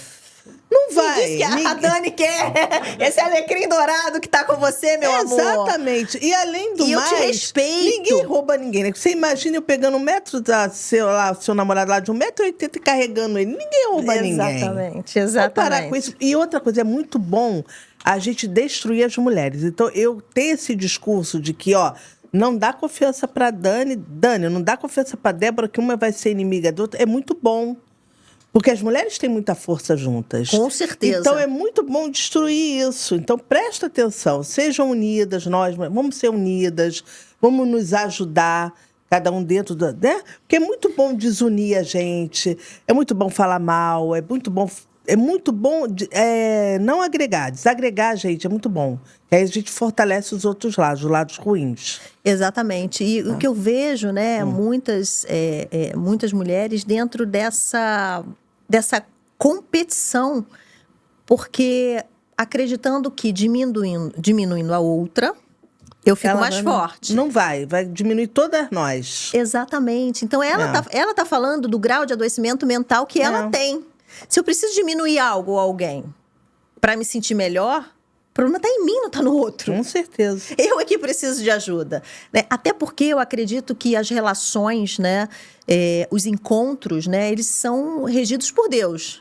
Né? Ou o Criador do Universo, ou cada nome que cada pessoa quiser. Eu fui um ano titular da DECRAS, né? Lá é de intolerância religiosa. Aí eles me ensinaram a falar espiritualidade. Sim, exatamente. Aí toda vez, pra eu não ficar falando dele, eles falam espiritualidade. Falei, Sim, o Criador de tudo que é. Eu gosto muito dessa também, né? Assim, dessa terminologia, né? O Criador de tudo que é. Então, a tua energia é o que vai atrair aquele outro para estar perto de você. Então, ninguém rouba ninguém. Então, para com essa coisa, né? Que eu vejo muito também dentro dessas relações mais adoecidas, né? Porque, eu vou dar em cima do namorado da outra. Aí eu vou ficar com o namorado da outra. E aí eu vou mostrar para ela que ela é fraca. Quem é fraco aqui? Você que tá querendo pegar a coisa que é dos outros, que acha que é dos outros. Se tu fosse boa mesmo, se você fosse boa mesmo, você estaria com a pessoa que você quer. Entendeu? Que pode não ser aquela pessoa, mas com aquelas características. Gente, existem 8 bilhões de pessoas no mundo. Eu falo isso também. E assim, a gente tem que entender que nós mulheres não somos somente quando temos um parceiro do lado. Meu Deus, meu Deus. Ter uma relação é muito gostoso, é muito bacana, né? Se for alguém que te incentive, que esteja com você, que seja seu amigo, né? Mas a gente precisa entender que existem áreas na nossa vida. Casamento é uma delas. Profissão é outra delas. Filhos, é o que eu falo também. Eu tenho 4 filhos, mas filho não é tudo. Tem gente que não quer ter filho. E tá tudo bem por isso. E não tem problema nenhum, eu não quero ter filho. Eu tive por você, eu tive 4. Eu falo sempre. Eu tenho gêmeos também, né? Porque dá muito trabalho. Então, assim, tudo que vale a pena na vida vai ter trabalho e investimento. Então, eu sou uma pessoa que vale a pena. Então, eu tenho que investir em mim. Isso. Diariamente. Eu tenho que ter relações que sejam boas para mim. E se tem alguém que acredita que competir comigo vai te deixar melhor, desculpa, eu não quero você na minha vida. Eu sinto muito. E tá tudo bem, tá? E tá de boa. Tá tudo bem. Segue seu caminho, que eu sigo o meu. Sente raiva de forma alguma, de forma alguma. Mas não esqueça o seu nome. Não. Eu costumo dizer que eu não tenho espaço para guardar rancor, sabe? Tem tanta coisa boa que chega na minha vida, tem tantas pessoas incríveis que chegam na minha vida. Eu não tenho espaço para guardar rancor, eu não tenho espaço para guardar ressentimento, porque eu quero vibrar em abundância e prosperidade. Então, assim, por você não conhecer pessoas como você, pessoas como a comissão, a gente vai estar no encontro na quinta-feira novamente. Então, assim, eu quero estar com mulheres que saibam quem elas são e que elas possam potencializar outras mulheres para que elas possam saber quem elas são. Então, eu digo que hoje trabalhar com a violência, né, ajudar mulheres e homens, tá? Porque as pessoas, Dani, você só trabalha com mulheres? Não, metade da minha clínica hoje são homens. Que bacana. Metade. Eu acho que é muito bacana falar, né? Essa semana foi o Dia do Psicólogo e eu quero dividir, né, com esses homens, assim, o quanto incrível eles são de estar querendo sair desse lugar de machismo, repensando, né, toda a afetividade deles, toda a espiritualidade deles, né? E isso faz com que eles sejam pessoas melhores e automaticamente as relações ao entorno deles serão muito melhores. Com certeza. Né? Então, quando você fala, né, retomando um pouquinho, quando você fala da importância da gente socializar esses homens e educar esses homens, principalmente a educação emocional, ela é muito importante. E a educação espiritual, a gente não tem mais isso, né? A gente não trabalha, e a espiritualidade é uma necessidade humana. Então, nós somos corpo, mente e espírito. E a gente precisa estar integrado. Tem momentos na vida em que você vai estar mais para um lado, tem momentos que você vai estar mais para o outro, mas você conseguir lidar com essas condições é o que vai fazer você ser uma pessoa bacana, estar em relações bacanas e não precisar da violência, porque a violência é um ato de fraqueza profundo. Porque ninguém que é bacana precisa destruir nada. Quando a gente fala da presença da espiritualidade na nossa vida, é você trabalhar com as virtudes. Quais são as suas virtudes? Então, eu divido aquilo que me transborda. Eu só posso dividir com o outro aquilo que eu tenho muito. Estar em relações abusivas, em relacionamentos tóxicos, e aí cada um vai dar um nome, enfim, de acordo aí com as nomenclaturas que façam sentido para cada um, aquilo tem destruição. Destruição nada cresce. Então, o propósito da espiritualidade é que a gente possa trabalhar as virtudes. Mas as virtudes no outro, não. As virtudes em mim. Tudo começa em mim. O trabalho começa em mim. Porque muitas vítimas, elas ficam, né, muito presas de que, porque ele vai mudar, porque ele precisa romper. Não, não, não. Quem sai de uma relação de abuso é a vítima. Jamais o agressor. Ele sente prazer na destruição.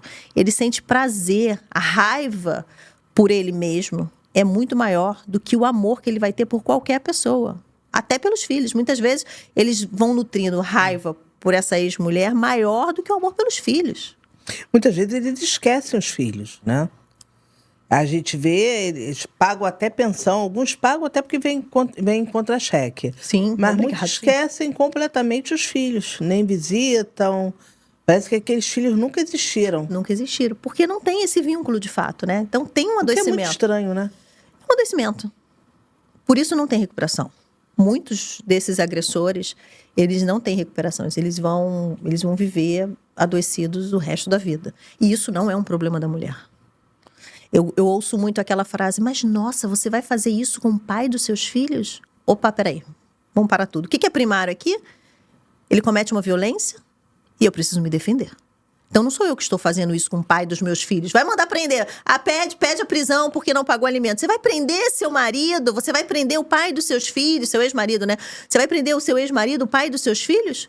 Não, não sou eu quem prendo. Quem prende, quem manda prender é o juiz, é o delegado, sou eu não mando prender nada. Eu estou fazendo com que o direito... Porque se ele fosse um bom pai e se preocupasse em cuidar dos seus filhos, não precisaria existir essa ação. Vocês já pararam para pensar sobre isso? É tão simples. Não é a mulher que manda prender ou que faz... Não é você que destrói seu casamento, você vai denunciar, você vai destruir seu casamento. O que é isso? Deus não quer isso pra ninguém. Deus quer amor e quer verdade. Relações violentas, elas não têm verdade. Então você vai destruir, não. Então a gente precisa romper com isso. Não é a mulher que destrói nada. A mulher se defende. E só sai de um relacionamento violento, abusivo, tóxico, é a vítima, não é o agressor. Então, as mulheres precisam entender que elas precisam romper, a menos que ele tenha arrumado uma outra vítima. Ele só vai sair daquela relação de abuso ou de violência se ele arrumou uma outra vítima. Aí ele descarta você, porque aí, teoricamente, você já não precisa, ele já não precisa mais de você, não tem valor, enfim. E aí, quando tem esse relacionamento, e muitas vezes ele vai, vivencia lá aquela experiência e depois ele quer retornar, porque ele quer saber se você está à disposição dele para poder atender aos anseios e desejos dele. Foi o melhor sexo da minha vida. Amiga, não foi. O elemento, ele tem um bloqueio no sistema nervoso central, uma redução de amígdala, um atrofiamento de amígdala. E quando a gente fala de sexo, sexo é sentido.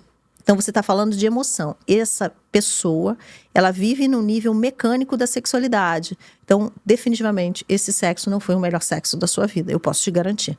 Você não conheceu, talvez você não experienciou, você não vivenciou uma sexualidade plena. Porque muitas mulheres que se envolvem em relacionamentos abusivos foram abusadas sexualmente lá na primeira infância. Então, é aquela ferida que não foi curada, né? Não foi tratada. E você está revivendo essa experiência a partir de uma idealização. Você cria um cenário para ficar suportável para você viver. Então, isso não é vida. Então, isso não tem verdade. Então, romper com isso, estar na verdade, trabalhar as suas emoções, é o que vai fazer você ter essa autoestima, ter autoconfiança para conseguir ser quem você quer ser. E aí sim você ter relações que sejam satisfatórias para você, que sejam relações saudáveis para você, né? Então, Agora, por que as mulheres acreditam tanto que o homem pode mudar, que vai mudar? Eu pensava que elas ficavam presas a algum sentimento, a algum momento feliz, né? Elas sempre acham que ele vai mudar, que ele vai voltar a ser aquele cara bacana. Sempre elas têm essa... Não, ele vai voltar a ser bacana, ele vai voltar a ser aquela pessoa de antes. Então, o que acontece, na verdade, isso é só o que a gente chama de um processo de evitação, para que ela possa lidar com as vulnerabilidades dela. Então, muitas mulheres são educadas a não trabalharem, né, a ficarem dentro de casa, enfim. Então, ela precisa de alguém que pague aquelas contas. Então, muitas, elas têm um vínculo, que a gente chama de um vínculo de apego, de fato, extremamente ansioso. Então, ela não quer efetivamente que ele mude. Ela não quer mudar. Ela que não quer mudar. Então, eu projeto no outro para que o outro mude, para que o outro atenda às minhas necessidades, para que o outro faça aquilo que eu quero, e aí eu não preciso fazer nada. Então, o que, na verdade, são crenças, são medos que impedem essa mulher de ir para a sua potência. Então, quer ver uma coisa? Um exemplo muito comum? Mulher tem filho. Ela para de trabalhar porque diz que o cara não quer que ela trabalhe. Muitas não trabalham porque... Quantas vezes você teve que abrir mão de estar com seus filhos para estar na delegacia? Várias vezes. Quantas vezes você teve que passar final de semana trabalhando ou estudando ou se preparando para fazer um curso que você precisaria fazer uma prova para determinada situação? Isso dá trabalho, né? Às vezes a gente acorda mais cedo, leva para o médico, volta para poder trabalhar. Então, isso dá trabalho, né? Então, muitas mulheres não querem, de fato, estar nesse lugar. Elas não querem ter esse trabalho. Então, ter alguém que faça, que banque essa casa, esse boleto, é confortável, ainda que eu tenha que suportar a violência. Então, tem isso também. Então, muitas querem, ai não, mas eu quero que ele mude, eu quero... Vai não, mudar. Ele não vai mudar. Sabe por quê? Porque a vida muda a partir do momento em que eu mudo. Então, muitas até saem da terapia quando a gente começa a trabalhar sobre isso. Tá, mas e aí? Você vai viver de quê? Vamos lá, vamos entender. Você quer separar? Porque para você sair da violência, você precisa buscar autonomia financeira e emocional. Isso. Ah, mas ele vai pagar uma pensão. Não. Ele vai te manipular, ele vai atrasar, ele vai pagar no último dia, ele vai atrasar 3, 4. Porque ele quer você dentro dessa condição de dependência dele.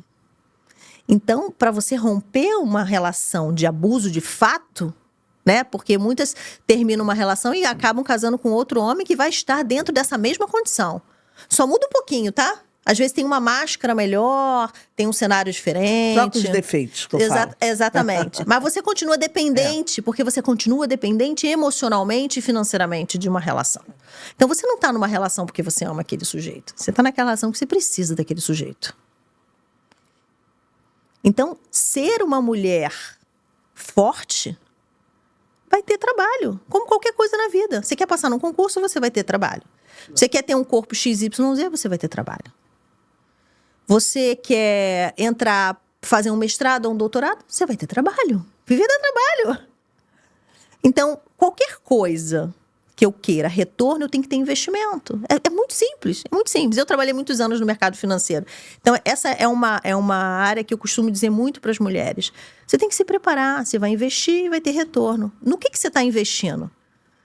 Você está investindo na relação porque você acredita que estar na vida profissionalmente, você vai ter que enfrentar vários medos seus, porque dá medo mesmo. Tem momentos que você fala assim, ai meu Deus do céu, como é que eu dou conta disso aqui? Porque a gente tem medo, faz parte da condição humana ter medo. Eu quero mudar de profissão, eu sentia muito isso, eu queria mudar de profissão, eu trabalhava muitos anos no mercado financeiro, aquilo não me trazia mais felicidade, eu falo, meu Deus do céu, pra onde eu vou? Eu não quero mais fazer isso. Eu não sabia o que eu queria, mas ali eu não queria mais estar. Então fazer esse movimento de transição foi muito difícil pra mim. Eu tinha 2 filhos muito pequenos. A diferença dos meus filhos são quase 2 anos. Então, dá muito trabalho. Então, ser uma pessoa forte vai te dar trabalho. E muitas vezes, as mulheres querem ficar numa posição de vulnerabilidade. Tem as que não conseguem, que precisam de mais cuidado, e mais investimento, e mais rede de apoio. E tem outras que não querem.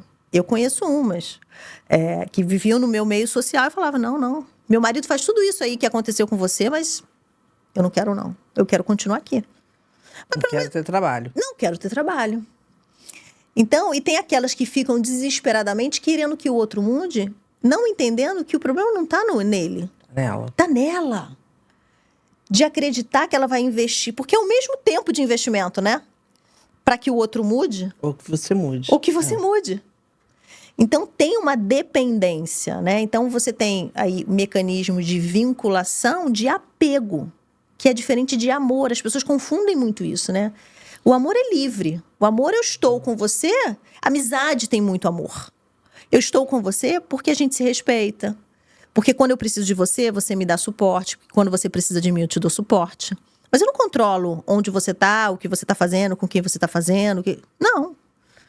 Eu sei que aquele laço que a gente construi é muito mais forte que tudo e que eu sou leal a você e que você é leal a mim. E isso é o que sustenta a relação durante muitos anos. Eu tenho amigas de muitos anos, 20, 30 anos. E nem sempre eu estou o tempo todo grudada com ela, não. Elas estão vivendo a vida delas, porque a vida vai trazendo esse lugar. Outras estiveram mais perto de mim quando eu tinha meus filhos pequenos. Outras se afastaram. Outras estão mais perto agora. São características diferentes. Então, eu não tenho a necessidade de controlar e de que ela não tenha outras amizades e que ela não tenha... Não! Né? Então, isso é o amor. O amor, eu amo tanto que eu quero que você seja feliz. Então, eu costumo dizer que, assim, eu amo Dama da Noite, né? Aquela florzinha. Eu também gosto. Gosto muito. E aí, aquela florzinha. Então, assim, eu passo lá, eu sinto aquele perfume maravilhoso e eu contemplo aquilo ali. Então, eu amo aquilo ali. Eu vou lá e arranco a Dama da Noite, eu quero levar para mim. Aquilo ali é apego. Então, quanto mais a gente consegue estarmos em nós e contemplarmos a presença do outro, contemplarmos aqueles momentos de prazer, sermos gratos, de podermos construir e vivenciar grandes momentos, aí eu estou dentro de uma relação saudável. Então, a maioria das pessoas, e aí tanto homens quanto mulheres, acreditam que o outro é um objeto, é uma propriedade. E isso é o que vai danificando as relações. Aí você vai olhar o contexto... ou foram vítimas de violência, ou vieram de lares muito agressivos, que foram filhas da violência psicológica. Então, quais são os padrões que elas vão construindo de relação? Padrões adoecidos. Então, para isso, a gente precisa ter o trabalho de entender o que são padrões saudáveis, quais são as virtudes, né, que eu posso trabalhar em mim para buscar e para ter esse retorno do outro. Mas a gente fica meio perdido, né? Você sabe que eu observava quando eu era oficial de justiça, de vara de família, tem ainda, né, ação de investigação de paternidade. Naquela época era muito demorado. Eu pegava a identidade do homem e eu via que 90% dos homens que respondiam pela ação de investigação de paternidade não tinham o nome do pai na identidade.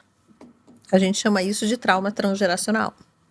Às vezes eu não preciso nem ter vivenciado aquela experiência, mas eu repito um padrão de comportamento. Impressionante. Aí eu falava, caramba, tem alguma coisa aí. Eu sempre pegava a identidade e via. Só o nome da mãe. Uhum. E isso é cíclico, ou seja, quando a gente fala da terapia sistêmica familiar, é para você romper esse padrão. O mundo gira só em torno da gente, nesse sentido. E antigamente, né, não tinha o exame, né? Então, por isso que aquele rapaz ficou sem o nome do pai. Ele estava repetindo ali, só que não ia ficar sem o nome do pai, porque agora tinha o exame. Eu falei, caramba, repetindo a história, né? Exatamente. Então, a gente chama isso de memória de trauma. A saúde mental é algo que é pouco valorizado ainda na nossa sociedade, e a gente precisa entender que aquilo que eu sinto é o que motiva a forma como eu me comporto. Por isso que as mulheres que entendem que, assim, poxa, eu fui vítima dessa situação, mas isso aqui eu não mereço, elas encontram saídas. Os professores, a rede de apoio vai sendo criada e construída à medida da força e da coragem dela. Uhum. Porque às vezes ela não tem condição, mas ela tem coragem. Isso aqui não me cabe. E aí as oportunidades vão aparecendo. Então, quando a gente fala de uma experiência de trauma, é uma emoção que não foi processada adequadamente. E quando aquela emoção não é processada adequadamente, ela deixa um dano. Eu costumo dizer assim, deixa uma sequela ali. E que aquilo precisa ser cuidado. E aquilo ali pode ser ressignificado, ele precisa ser ressignificado para que você possa fazer escolhas conscientes. À medida em que você finge que aquilo não existe, joga aquilo para debaixo do tapete, que isso é um padrão muito masculino de funcionar, muito mais masculino do que feminino de funcionamento. E eu não vou buscar o entendimento daquilo ali para que eu possa fazer uma escolha consciente, é aquilo que está inconsciente que vai agir na minha vida. E eu vou dizer assim, foi o destino. Não. Vai Eu reproduzindo. vou reproduzindo, porque aquilo gerou em mim uma memória de trauma, na qual aquilo não foi processado adequadamente, e eu vou. É como se o cérebro da gente fosse buscar uma reparação de dano, ou consciente ou inconsciente. Até que você tome consciência e possa fazer uma. Porque a consciência, ela me dá uma escolha diferente. Até que eu tome consciência daquilo, eu vou reproduzindo. E você vê que, às vezes, assim, dentro de uma família, ele viveu isso, aí o filho dele vive isso e o neto vive isso. Até que vem uma quarta geração que diga assim, eu não vou mais viver isso aqui. Eu vou fazer diferente. Porque ainda busca por essa paternidade, mesmo que judicialmente, ainda é a vivência da experiência do trauma de não ter um pai. De não ter sido amado, desejado e respeitado como filho. Ainda tem dor aqui. Porque ainda precisa ajuizar a ação. E ainda tem dor. Eu vejo muito isso no consultório.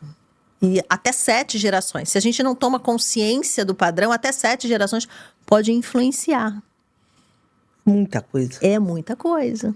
É muita coisa. Então, quanto mais consciente você estiver de quem você é, e da sua história, e daquilo que você quer, aí você começa a ter, de fato, um poder de escolha. Até que você pare para pensar sobre isso, você não tem poder de escolha, você vai só reproduzindo aquele padrão geracional, aquele padrão da tua família. E isso é doloroso, né? Porque aí eu vou culpar o destino, eu vou culpar o fulano, eu vou culpar todo mundo. Eu quero um culpado. Não, você é responsável pelas suas escolhas. Conscientes ou inconscientes, o boleto é teu. Débora, queria que você me contasse, dividisse com a gente, das tuas experiências, como é que é prender esses agressores? Eu lembro muito porque as vítimas procuram muito, assim, falar de prova, né? Quando vai na delegacia, mas eu não tenho como provar isso. Isso me lembra de uma história. A garotinha tinha 5 anos. E o avô mesmo, que era o pai da mãe dela, tinha passado a mão nela. E o pai chegou na minha sala e falou, olha, e não tinha testemunha nenhuma. A garota falava muito bem. E falou, meu avô passou a mão em mim na sala. Sem testemunha nenhuma. E o pai, olha, a senhora vai prender, porque a senhora prende todo mundo, vai prender ele. E eu fiquei imaginando, meu Deus, sem prova nenhuma. Naquela época, era antes dessa lei, que agora a gente tem uma escuta qualificada e tal. Falei, meu Deus, como é que eu vou prender esse homem sem qualquer testemunha? Aí eu virei para ele e falei assim, é muito difícil um avô passar a mão numa neta e nunca ter feito nada com ninguém, que a gente sabe disso. A gente chama de pedófilo, né? Mas, na verdade, não existe esse termo na lei. Eu falei, você conhece alguma história dele com alguém da família? Aí ele, não, mas posso perguntar. Eu falei, então pergunte. Mesmo que essa pessoa não queira denunciar ele, porque muitas vezes a pessoa passa por isso e não quer falar. Sim. Mas pode ser testemunha. Sim. Pra que eu fui fazer essa pergunta? Mais de 8 apareceram na delegacia.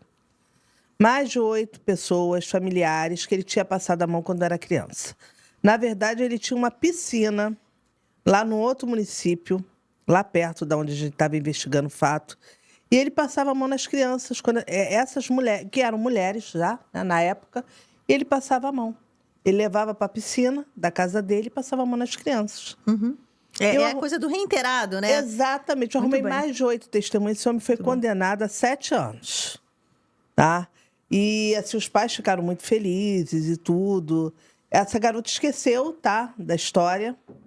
Não cuidou, desse abuso.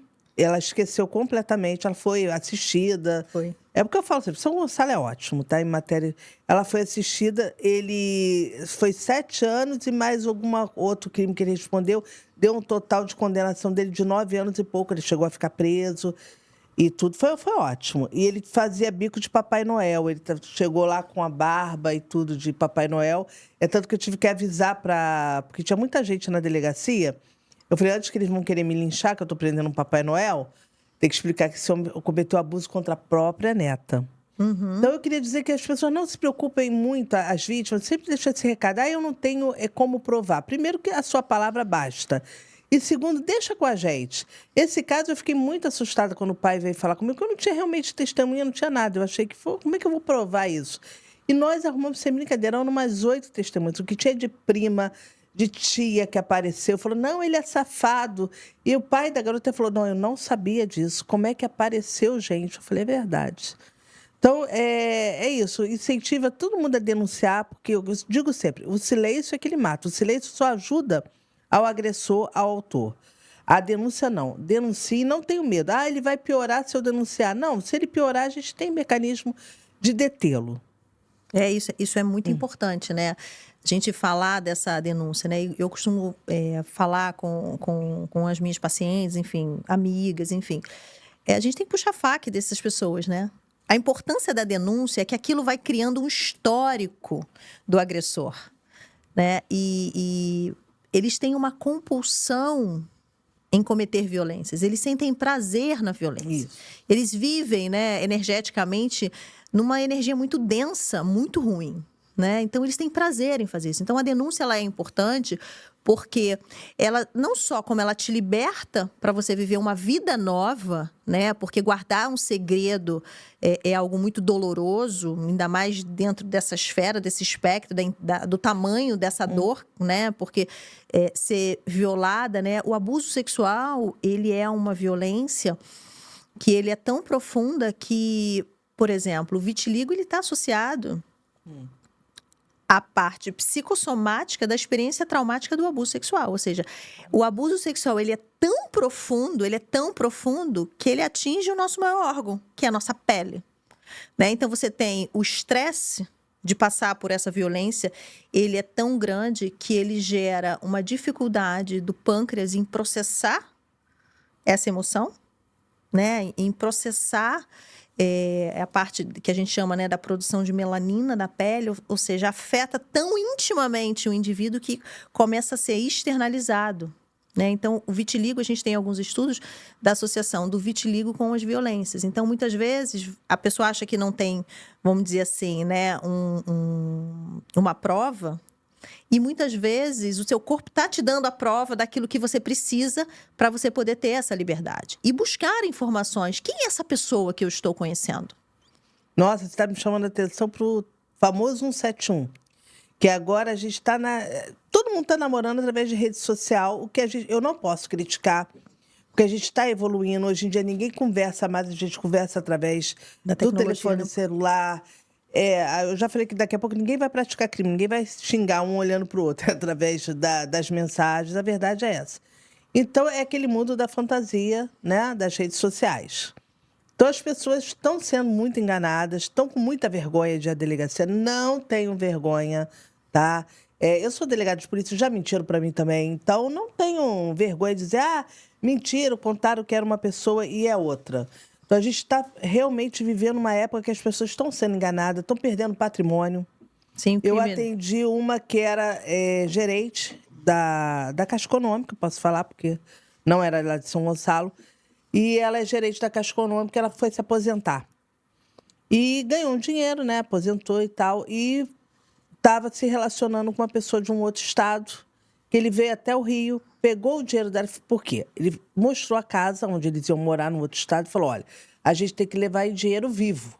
A gente não pode levar. E ela é gerente da Caixa, tá, gente? Mas ela acredita porque existe todo um envolvimento, um relacionamento amoroso. Vamos levar em dinheiro para a gente comprar no estado tal. E foram para a rodoviária, porque eles não iam para o aeroporto com essa quantidade de dinheiro que ia chamar a atenção. Na rodoviária, ele foi fazer xixi, ou ela foi fazer xixi, não sei quem é que foi, que carregou a mala e ele fugiu com a mala do dinheiro. Uhum. É uma vulnerabilidade mesmo, né?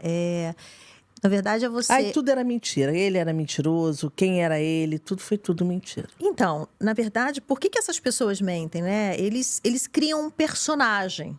Então, o que a internet abriu campo, né? Quando a gente fala da construção psicológica, né? Para que você possa até se proteger disso. Então, uma pessoa ela tem a intenção de fazer mal. Então, ela vai criar um personagem.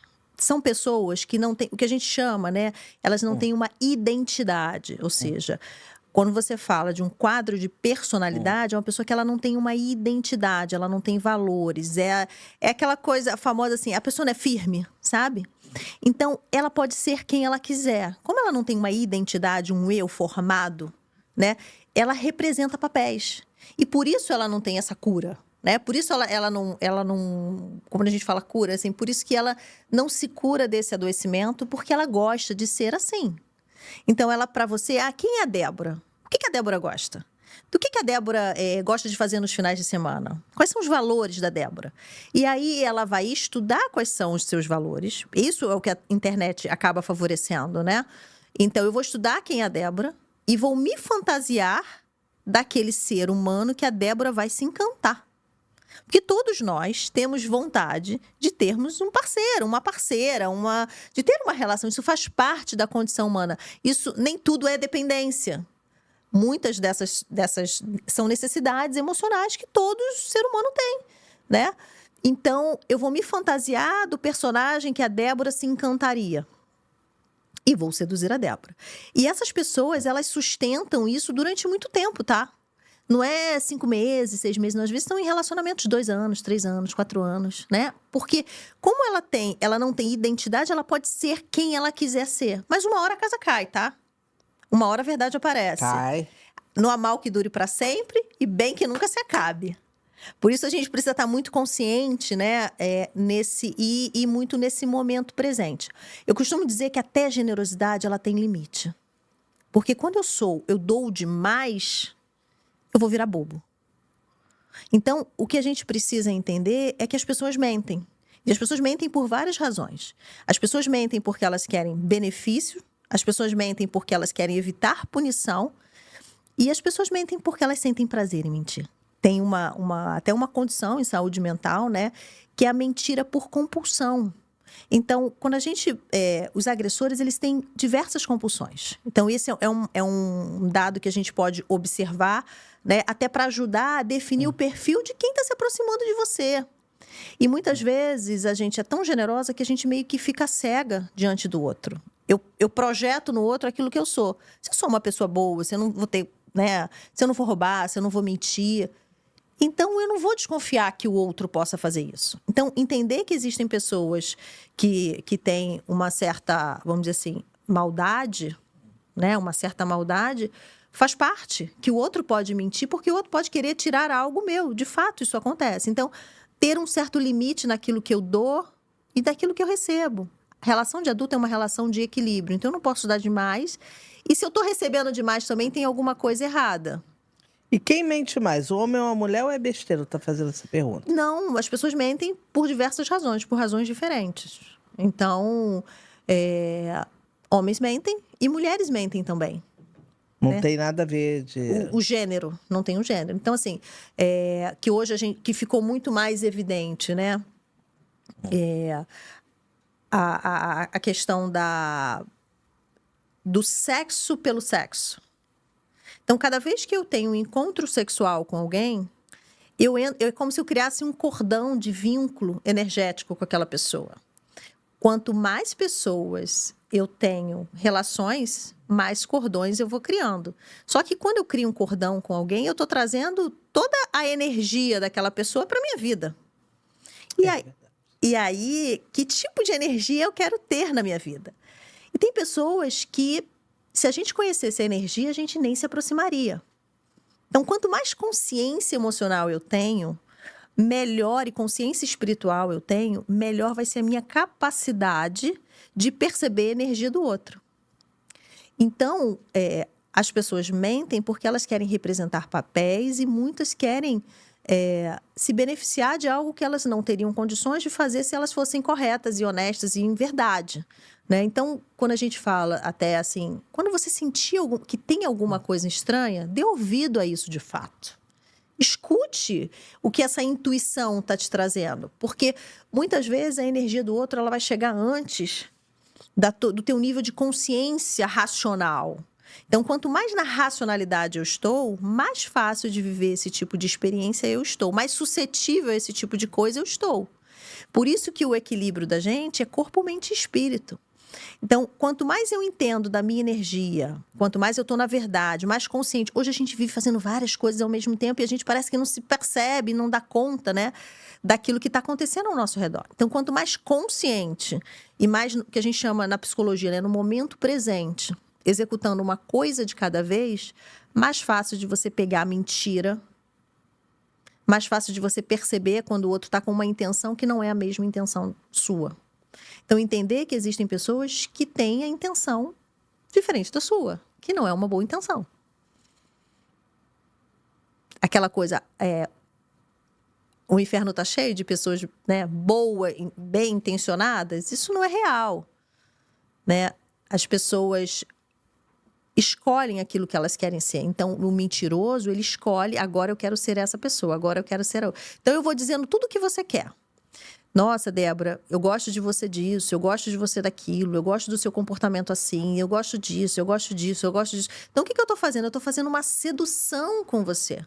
Em algum momento, você entra nessa sedução. Porque todos nós temos necessidades, né, afetivas. E a necessidade de ter uma relação faz parte da condição humana. Isso não é carência emocional, isso faz parte da condição humana. E aí o outro vem e dá o golpe. Esse é o estelionato, né, afetivo que a gente tem visto muito e muito, muito. Muito mesmo. Hoje as pessoas se colocam muito na internet, né? Elas falam das suas dores, falam da sua vida, dividem uma série de coisas. E aquilo ali é traçado um perfil. Hoje as empresas buscam... Chega um candidato lá, ela vai buscar as suas redes sociais. Quais são as redes sociais que você tem? Porque ela vai fazer uma triagem. Ela não vai acreditar só na entrevista de emprego, ela vai fazer uma triagem de quem você é. Você tem hoje algoritmos que mapeiam isso. Existem programas hoje que fazem esse tipo, né? Então, algo que seria bom, que é a tecnologia de aproximar pessoas, ela também tem um lado que está cometendo crimes, enfim, pessoas que têm uma intenção que não são boas, de fato. Eu vejo exatamente isso. Eles estudam a pessoa e a mulher se sente muito culpada. Ela chega na delegacia com muita vergonha, mas ele tipo assim, seduz a pessoa, ele estuda, ele entra na vida daquela mulher. Geralmente eles são muito prestativos, eles ajudam muito. Sim. Né? Ganham a confiança dela. Isso aí eu vejo muito. Aí depois que eles ganham a confiança, aí que eles dão o golpe. Uhum. Exatamente São golpes bem, bem violentos. E talvez assim, ter uma consciência de que dinheiro é algo que cada um dá conta do seu, cada um cuida dos seus recursos financeiros, né? Porque aí o dano acaba sendo menor. Uma pessoa que você nem conhece vai te pedir dinheiro. Olha, eu posso te ajudar, eu posso falar com a gerente do banco, você pega o dinheiro no banco.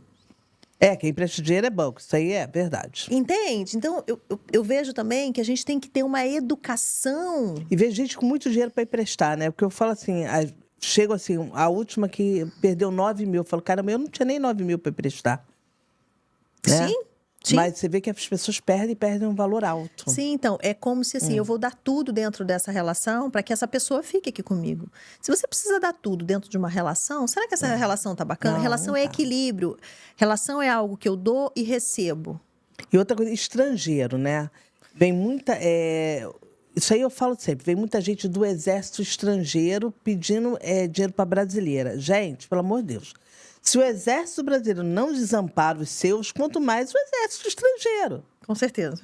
Então, vem muito golpe nesse sentido. Não, porque eu sou ferido do exército americano, aí preciso de um dinheiro para operar. Gente, pelo amor de Deus.